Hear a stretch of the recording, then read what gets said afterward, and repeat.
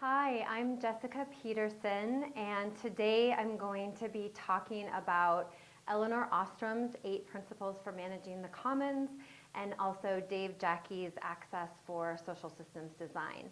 Now, if you're watching this video, you are either here because you're interested in the Sixth Ward Garden Park and you want to volunteer or possibly donate, or maybe you are involved and have signed up for the online women's permaculture design course.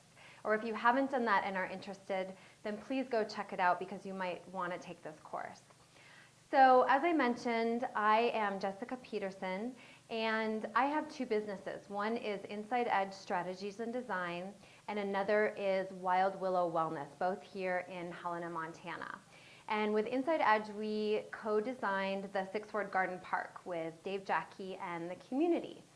And what we did was we used the social systems design framework for designing the system of how people would interact together when we were all done designing the physical aspects of the park. So I'm going to tell you a little bit about those frameworks today, and then we're also going to take you down to the park in a little while, and I'll tell you a little bit more details about what we actually did with that framework. So stay tuned. Looking forward to telling you more. To start things off, I want to talk about Elinor Ostrom.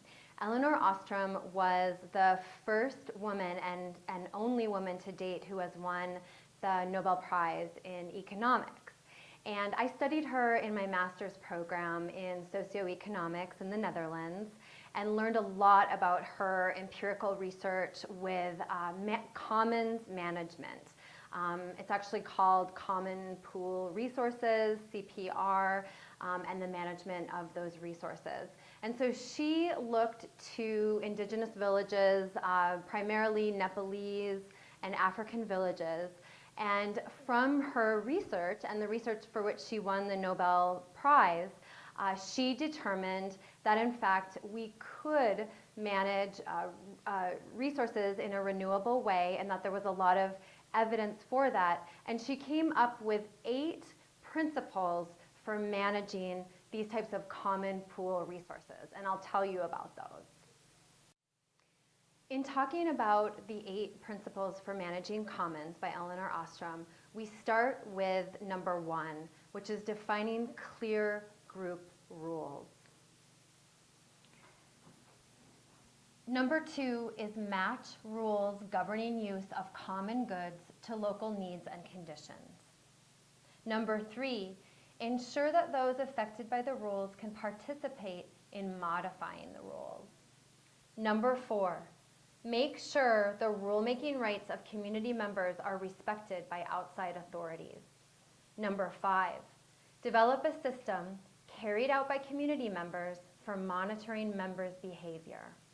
Number 6, use graduated sanctions for rule violators. Number 7, provide accessible, low-cost means for dispute resolution. And 8, build responsibility for governing the common resource in nested tiers from the lowest level up to the entire interconnected system.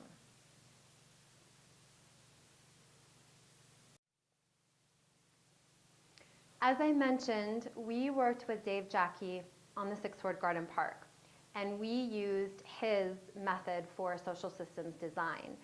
Dave Jackie's impression, after about 30 years of doing these types of ecological projects, specifically food forests, is that it is rarely because of the plant system that's designed that a project will fail, that it is largely because of the people surrounding the project and not enough planning that goes into how they interact with each other surrounding the project. So he has a social systems design system that we worked with, and it has a lot of what Elinor Ostrom was suggesting in terms of her 8 principles. I'd be curious to ask Dave if he got some of his ideas from her or from where the ideas originated, but he put them together into a really nice package, so that's what I'm going to tell you about. So number 1, what you want to think about with the social systems design is the purpose of the project itself, its function, what the mission is, what are going to be the project's needs, yields, And what sort of power does the project have? The next thing that you're going to want to think about is ownership and rights. And some of that would be in the interest of access. So access to yields, access to use. And then you would also want to think about heritability. What happens when the current owners are done, or if someone passes on, or the organization needs to be, shifts leadership, what is that heritability going to look like for the project? Next, you want to look at investment, and there's lots of different types of investment, and the two main categories are upfront and ongoing. Next, you want to look at your labor input. After that, you want to look at the decision-making power within the group. After that, you want to look at accountability for the project. And then last, you want to look at access to info and also communications. So I think you can probably make some connections right now between Indigenous culture and how they've been managing commons for thousands of years, and some of what Elinor Ostrom was able to capture in her research and the principles she was able to develop based on that, and then make that link with Dave Jackie's social systems design, which is the design that we used at Sixth Ward Garden Park with our group. And I'd actually like to take you over to the Sixth Ward Park, and I can share more about the social systems design while showing you the park. And I have to tell you that it is December 21st, so it's solstice, and it's cold. So we're gonna head down there, and I will be bundled up and share with you a little more information about our social system. So looking forward to that. Hi there, we're here at the Sixth Ward Garden Park in Helena, Montana, and behind me is one of our ADA accessible structures. It's a pickable pathway, so we're really excited that that's here.